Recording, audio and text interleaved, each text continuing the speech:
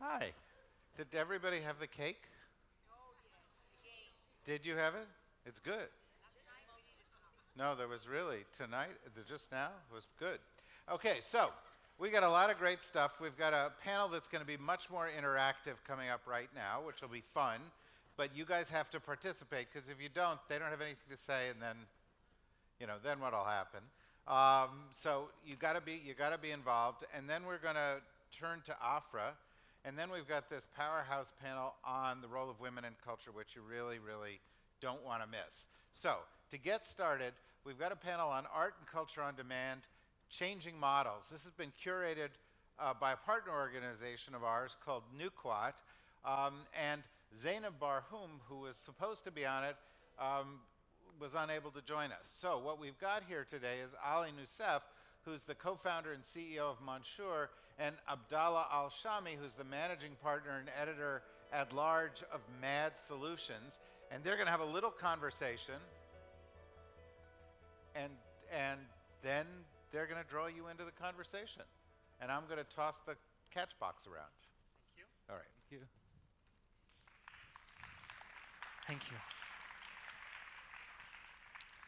Sorry, I'm giving some of you my back. So, as David has said, unfortunately, due to horrendous logistical nightmares, we don't have a couple of our panelists with us, including Zainab Barhoum and Tariq Jamal, but we've decided to toss the coin on its back and take it to our advantage and democratize this session because sometimes we feel that culture can be a little bit elitist in some of these events, and we thought we'll engage with everyone here and be part and parcel of the panel as opposed to only just Q&As. So my name is Abdallah. I'm a managing partner for Mad Solutions, which is a one-stop shop studio for the Arab film production, promotion, and distribution. And I'm also editor at large of Shawata magazine, some of you which have on your desks here.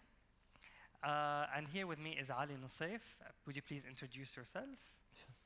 So I'm Ali Nusef, co-founder and CEO of Manshoor.com. And Manshoor basically is an online Arabic magazine for the new Arab generation. We provide alternative content focusing on social and cultural issues in the Middle East. It's basically new media for the new generation. We decided to launch it when we felt that traditional media as it is doesn't represent us anymore so much, doesn't speak about the issues that we go through as a generation. So back in 2016, we decided to launch Manshoor.com. Since then, we've been focusing on text, mostly long-form articles. This year, we're going into videos, podcasts, and hopefully some scripted content too. Hopefully. So if I may share with you some of the ideas in my mind of the culture on demand, which I believe a lot of us may be able to relate to. So there were the days when people waited for months for Kulthum concerts to be performed live for over 2 hours, having hundreds of thousands of people glued into the radio because they know they're not going to be able to witness this experience ever again. I'm born and raised in Abu Dhabi, and I remember at 10 p.m. The news anchor would come on board after the night's news and say, we're done with broadcasting. They would have the Emirati national anthem with the UAE flag and Sheikh Zayed Allah Yarhamu's picture superimposed in it with the national anthem, and this is where it ends. Then we have to wake up and see what happened in the world. We used to have time to reflect on the content that our minds and all of our senses are engaging in. But now we just scroll, if we even manage to make it past the headlines. I still remember when not too long ago, I used to go magazines shopping every Thursday, already scheduling half of Friday to catch up with the worlds of politics, economics, design, architecture, and fashion. Do we have to contemplate what we devour, what our minds are absorbing, to appreciate what content we're being given the choice to have access to, and to differentiate between what's good and bad, what's authentic and fake? The culture of on-demand means that we have to create more at a shorter period of time. Is this creative, and is it financially, and is the financial and mental pressure worth it? What does it serve? Are our cultural offerings becoming like fast fashion labels like H&M and Zara? And whatever happened to the Hermes of content? What about content for youth and kids from the Arab world? What are our stories, our culture, our heroes, our idols? Are they being picked up commercially? So many questions that I feel we're struggling to find answers for, but we have Ali here that may have tried to crack some kind of an equation to do it through his platform, Manshoor, and we will start with him. Sure. So basically, with the on-demand economy, with the on-demand relationship that's happening between users and creators and producers, we see a shift in the way people behave and the way people expect content to be available. Nobody wants to wait and watch an episode every week of a certain show.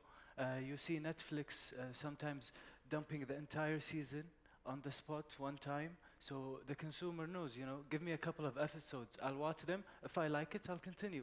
I'm not going to wait a week for you to give me another episode. It doesn't work anymore. I have other options. If it's not good enough, I'm going to move away. For us, it raised the bar of quality required, just because we write and create all our content in Arabic, but at the same time, a lot of Arabs have access to worldwide content in English and in other languages. So they've seen what's out there. They know there is better than what the traditional media is offering right now. So it's sometimes you have to compete with foreign foreign entities who are much bigger than us, who are much faster than us in developing stories and creating content. So our model is based on relevance and quality, because this is what lacks in the Middle East the most. Everyone is driven with speed and being the first and doing something. This is one way to be special and have an advantage, but the other way is to be quality driven and to be relevant to the new generation. As we know, the Arab world, 60 or up to 70% of it is under 40 years old. It doesn't make sense that the media is run by the previous generation who doesn't really understand us. So with the new generation, we're realizing if you give them the quality they want, they will come to you, they will evaluate you at one article. If it's good, they'll stay. If it's not, they're going to move away. Like we've witnessed the death of the homepage of a website, because the user will come to you through social media, which is where he hangs out or she hangs out. So if you spend all your effort on your homepage and the article, the way it's displayed, it's boring, it's not good enough, they're not gonna come to you. So we realize that it's important to understand our users. It's important to know what they're looking for and cater to that. So in a way, that the demand economy has moved the power from the producer to the user or to the consumer, because it leveled the field among players worldwide, and people have a wider choice to select from. Like, we see the lack of entertainment and digital Arabic content, but at the same time, the same Arabs who are looking for content have access to amazing shows on Netflix, on Amazon. So whatever comes out of the region has to compete with worldwide standards, because people have seen that, even if it's not relevant to them. Like in Kuwait, in the UAE, in a lot of places in the world, people have fell in love with shows like, I don't know, Narcos, for example. It's far away from us, it's in a language you don't understand, but khalas, the world is connected. Everyone wants to see the best that's out there. And I think it's going to be changing even more. It's so exciting what's happening in the region. The new generation is manifesting a new identity, a new culture, a new social identity. So we're recognizing that, and we're trying to capture this shift in identity. So far, it's been really promising. Honestly, the Middle East is tough to crack. Even foreign media players, when they come to the region, some of them shut down and leave, others struggle. We have an advantage of being, we grew up here, we live here, we understand what's going on. So when we talk about it, we're talking about ourselves. We're talking about what we go through. It's not me trying to analyze the states. I'm trying to analyze my people. Manshoor is not really Kuwaiti. It's Arab. We have a network of writers and translators from all over the Arab world. So it was based on an assumption that the new generation's identity is not bound by nationalities, it's not bound by locality anymore. We can all listen to the same music, watch the same shows on Netflix or YouTube or iFlix. So the identity is being shaped by what you like, what you dislike, and you may have friends or people in common, you have stuff in common with in China, in the States. It's not about where you're from, what's your offline community like. This was the old model back in the 90s, maybe in the 2000s, but in the new generation, خلاص, nobody defines themselves as per their nationality per se, but more into their likes, habits, and we were seeing the community shaping online in a very rapid way. But with an on-demand culture, do you feel now what kind of pressure is on you in terms of curating your content? Do you listen to what your mission and vision is, or to the analytics data that tells you that you have X amount of subscribers from X age range? This is what the kind of content they're interested in, so let me feed that into their needs. Are you balancing that? Do you find this as a struggle? Does it put pressure on the content you create? How is that? Basically, we started off with a vision and a mission, and our vision is to create a better world. We believe something. If you give people good content, people live online now. If you give them good content, they will become better people. The problem before in the Arab world was not having access to good content. But now, if you put it out there online and people consume it, the stereotypes will be broken, new relationships will be built, people will be more human. It doesn't make sense to have borders and whatnot offline, while online we can behave and see each other without any boundaries. Yeah. So we started off with this mission. It got validated with data. And my partner and I argue about this a lot. It's that we're data informed. We're not really data driven, because the data can take you anywhere. Yeah. But you have to understand what's happening and why. And is this a road you want to take? Like, I'll give you an example. When we launched Manshoor, everyone told us, why are you doing text? Arabs don't read. It's 2016. We do. And you're launching a platform for long-form articles. Are you insane? But we wanted to see, is there people like us out there? And it turns out there is. When you have a mission, people, consumers, users now are savvy, they're smart. So we capitalized on a concept that if you write something relevant to the people, they will read it, even if it's long. We have a balanced approach. We can't always keep up with what's happening in the world and writing about it, because you need to be a big organization to be able to do that. So we do a mix and match between being relevant on time-sensitive issues and being relevant to what's happening on the daily level for the Arab user. So like our generation, we have existential issues, we have mental issues, anxiety, fear, a lot of issues that the previous generation didn't necessarily deal with.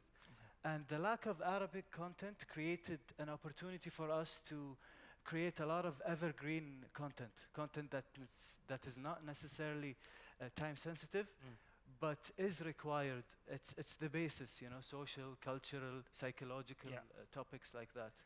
As long as you don't tap into your people's messages and phone calls, I think you're fine. Just get the data-driven information. Who of the audiences here also is in the business of generating content for the on-demand culture? I would like to know more about your input on this. So David, if you can help me with throwing around the boxes, please. I won't hurt anybody. Thank you.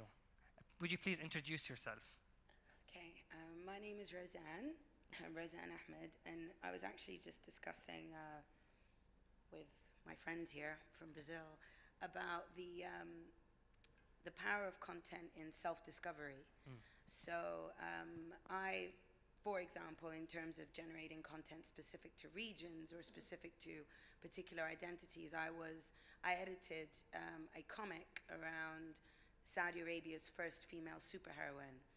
And my background is in fashion, and I always believe that our first fashion icons are superheroes, in terms of stylistics and basically, you know, just wanting to dress and look like them from a child. So I never thought I would get into comics ever, you know, and it just kind of happened very naturally, and it spoke to so many different IDs around me. So, I mean, I guess this is just a comment, because I'm still listening and taking in, but I do feel that in my line of work, I'm a multi-identity human. I'm Sudanese, which makes me Arab. I am British, born and raised, and I'm also African, staunchly African. So these identities growing up was always a crisis for me. It was always, I never knew where I belonged, or where I was supposed to be, and now I see it as a total opportunity. I feel that I belong everywhere, and that is now the crux of my content generation, speaking to specific groups, but at the same time understanding that you know, that it's all relevant to all of us. Well, how do you see your project was received by the audiences you tried to approach? Well, with Latifa, it was very interesting. Her name's Latifa, by the way, the superhero, in case anyone wants to check her out. We actually thought that Saudi would respond fairly negatively. Well, not so much negative, but there would be a level of shock around seeing a Saudi woman, you know, with a sword, and she was still covered, but Yeah, she had the shayla, I remember. yeah. Oh, you're familiar. Yeah. So she had that. Yeah. She had the hijab thing on, but she was still a superhero. Yeah. So we were a little skeptical over how she would be, but it was actually incredible, and we showcased Latifa at Saudi Arabia's first ever Comic-Con last year. Oh. So we created a huge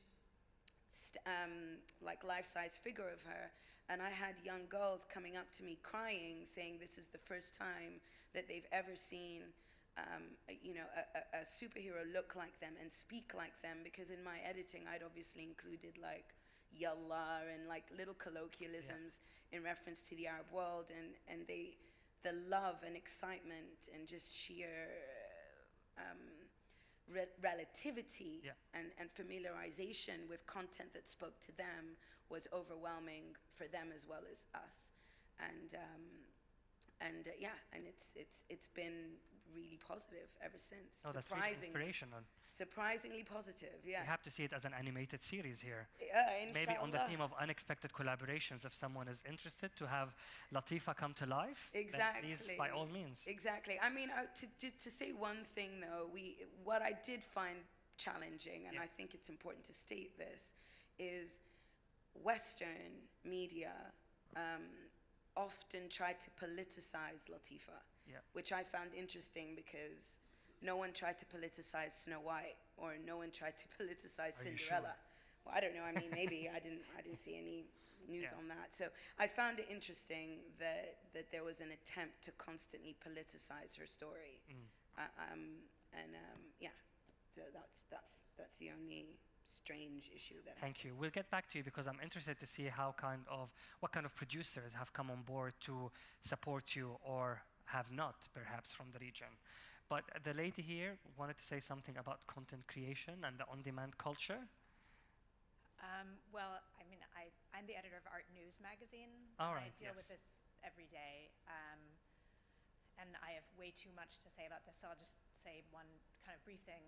I mean, in fact, last night when I went back to the hotel, just as an example of, you know, how people read now and how they are directed to things. I mean, I just think, you know, last night I went back to my hotel and immediately went on Twitter and saw there was a person on Twitter whose opinion I respect was tweeting out, you know, a story in the New Yorker by Junot Diaz, who's a novelist. And the way he was pitching this was, he said, I never liked Junot Diaz's writing because I always thought he was lying. Now he's telling the truth. And I was like, sold. I'm reading that. I might not have read it otherwise. You know, it might have been one of the New Yorkers I didn't read for 3 weeks. So that's absolutely, you know, how I read. So that's the question of, you know, we struggle every day with, do we let the data drive what we're doing? You know, if we know that this kind of story is going to get a large audience, do we try to do that kind of story? But I love the examples of this where, for instance, I'm wrong about what I think is going to get a huge audience. And there was an example of this back in May. So the Venice Biennale was opening. And I went there with a small team of reporters. And anyhow, so it's the Venice Biennale is open. So it's all the things around the Venice Biennale that they should be reporting on. There was a Damien Hirst show that opened back in April that everyone had already reviewed. Guardian, Times, everyone had already gone there. And one of my editors said, he said, I'm going to that today, and I'll probably write something about it. And I was like, you're wasting your time. This thing's already been written about. Anyhow, he comes back to our Airbnb when we're staying. He pounds this out in like a half an hour, and it was called A Disastrous Damien Hirst Show in Venice. This is our most read article. I mean, and just it was written so well that it has this life that's gone on and on and on. And it was absolutely like didn't hit the peg. It wasn't that kind of news-oriented thing where people were in that space where they wanted to read about Damien Hirst because it had just opened. It was just a great piece, and it got circulated to all the right people, and then it got read. So what I struggle with is that you can't predict these things. I mean, you can't predict it. And sometimes it's just if the person who's writing it believes in it, and it's, you know, quality does matter. You can't manufacture this stuff. Yeah. Anyhow. Please, yes. Thank you. Thank you very much for your interjection. But I'll go back to the point where you can't predict, even if you have access to data, you can't predict the outcome. But please. I was just going to say, I think one of the things that we really have to acknowledge, especially with on-demand content and digital content creation, as that is a large part of media. I'm from the United States and based out of Los Angeles, so it's a very heavy entertainment media hub. I think one of the things that we also need to think about is accessibility. Not only for the masses, but also content creators. With the rise of social media, we're seeing this massive paradigm shift. It's kind of, you sort of touched on this earlier, but it's a lot of UGC content. And one of the things that you guys brought up is like, yes, here you guys are accessible to Narcos, maybe Game of Thrones, all the major Netflix originals that are gaining a lot of traction. But at the same time, it's this really interesting balance of the difficulty of creating content is one, finding funding, even West, unless you are represented, I can't speak English, unless you have an agent, a manager. You can speak in Arabic if you want. I mean, I could try. I can speak in Spanish, you know, that's what high school taught me. But the point that I'm trying to make is when we're making content that resonates with other people, it's where is that balance of not getting lost in the noise of low grade UGC content, which is great because it's like, yeah, make your stories, make your voice heard, but oftentimes it's not provocative. And then where's the balance between what the studios are making with those massive budgets? And so I think that's, to bring it back to your original question, and you kind of just sparked this thought, but it's this issue of accessibility, an issue of funding, and it's also the issues of whose stories get heard and listened to. I mean, you can look at recent studies, majority of filmmakers in the United States are still men, primarily white, male, heavy dominated. African Americans are incredibly underrepresented. LGBT is incredibly underrepresented, and as well as Asian demographics, basically anyone who is not a white man, and I'm just gonna call it like I see it. So to your question about creating content on demand, I think we need to be looking at accessibility and how to democratize that process, but also balancing it with not losing quality. Abdallah, may I comment? Yeah, please. So on the issue of accessibility, in our case, what we do is we believe people are in communities online. So like indie music listeners, movie buffs, gamers, they exist online in their own communities, groups, so they interact together. If you create content that they care about, they will find you and you will find them. We believe that we should be medium agnostic as long as we're true to our mission and we're serving the communities online. In terms of funding, that's an issue with media all over the world. That's why we're developing 5 revenue streams other than advertising, because we realize if you're ad-based, you're going to face that problem that New York Times and everyone is going through. Sorry, last thing, and then I'll give this up. But it's also, I think, the issue that I have with that thought process is failing to recognize the evolution of the internet. We went from an internet that was very much a pull internet, where we would go to Google and we would pull information. And now with Facebook, Twitter, any social feed, it's very much a pull and push. Whether you're a creator or a consumer, you're having content constantly shoved in your face. And it's now this thing of algorithms are telling us, hey, we recommend that you watch this, we recommend that you watch that. So where does the power lie? Is it within the media companies and like platforms that you're creating, or is it still with the users? Because I think as consumers, we're losing our power in a sense.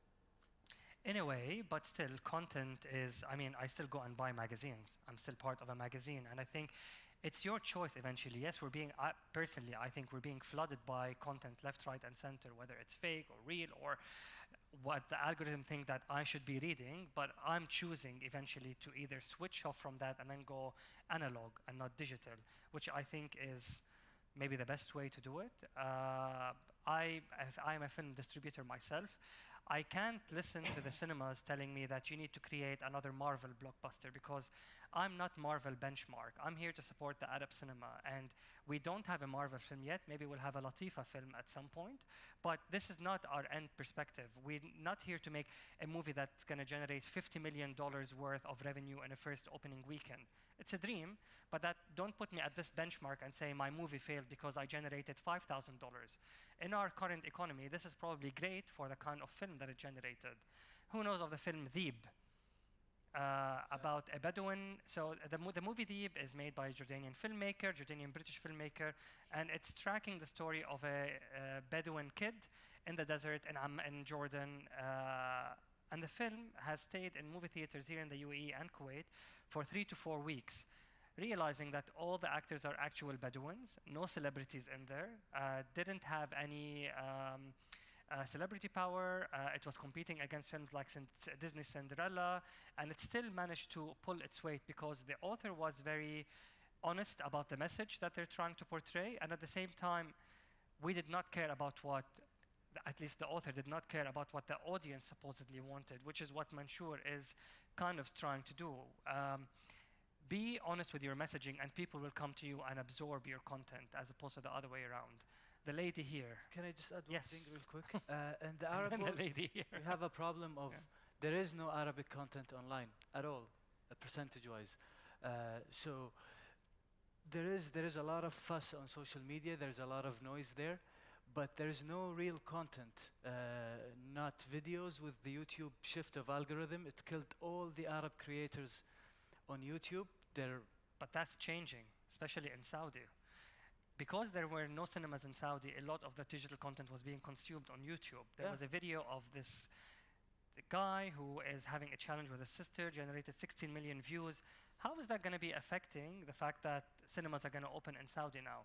Saudi, I think, is the only country now in the world that's going the other way around, with we all had the cinemas and then we went to digital. Saudi had the digital and now it's going to cinemas. So I'm personally curious to see how this content ingestion is going to be taking place. Yeah, but back on the YouTube thing, YouTube changed in 2016, changed their algorithm, rewarding people who post a lot, not people who create good content. So like Saudi Gamers is a channel with 2 million subscribers, and they shut down on YouTube due to that algorithm thing. Oh, wow, okay. So in the region, we're still seeding the ground. Before enabling user-generated content, we want to set the level high, respecting the minds of the readers. And once you set the bar high, people will follow suit. We're a startup and we're almost broke. We don't have a lot of money. We don't pay well. But people like to write on our platform because we make their article look good with resources, hyperlinks, Getty images, pictures, click to tweet. We make sure and we read this as a reader, is this good enough?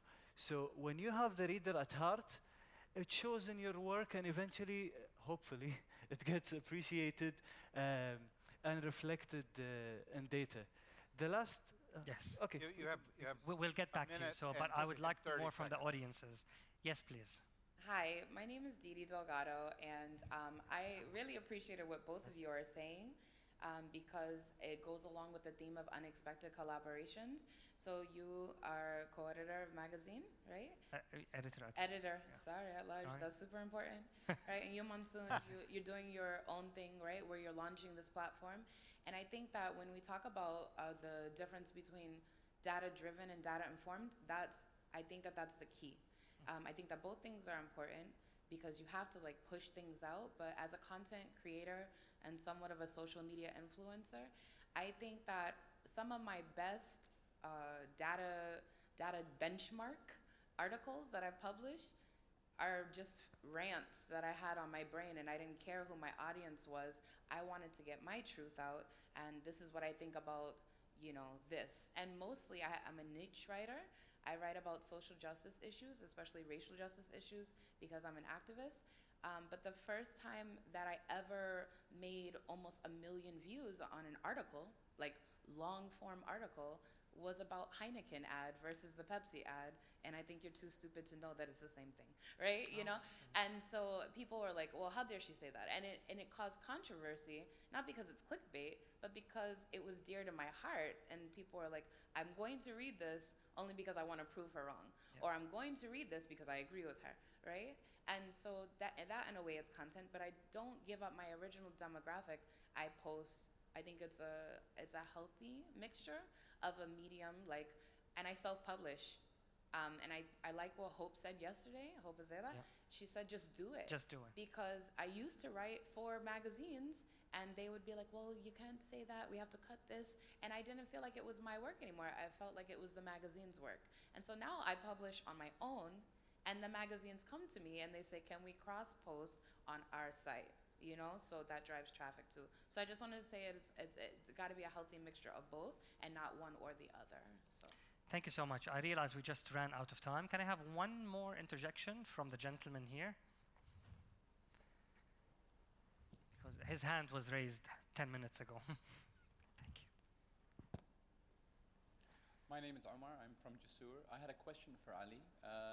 And unfortunately, this is the last interjection and For the time being. for the time being. Yes. So you spoke about, you know, relevance, and you're talking about arts and culture on demand, and we talk about data. And whenever the conversation comes to data, invariably it will translate into AI.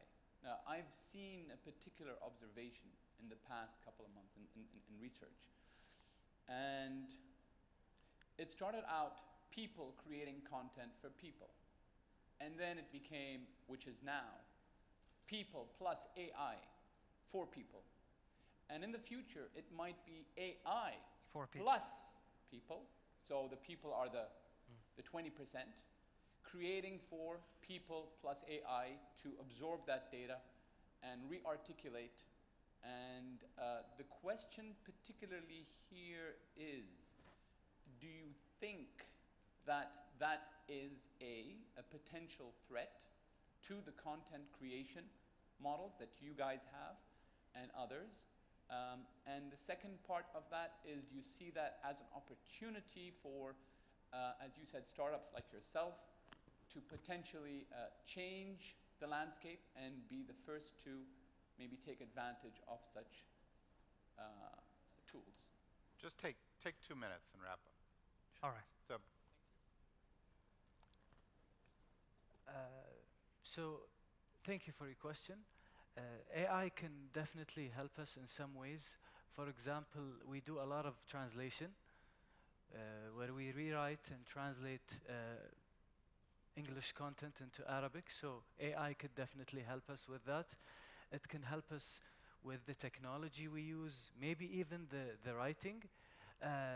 honestly, I'm mission driven. I care about the vision. The reason we started this is to. When I moved back from the States, I had problems struggling with my surroundings because you go there 5, 6 years, you come back, it's the same. You've changed. How do you deal with it? So it was a call to the Arab world to see, are there people like me out there? And from the readership and the data based on our website, there is a lot of people like us. So to me, AI is a tool, it's not the means.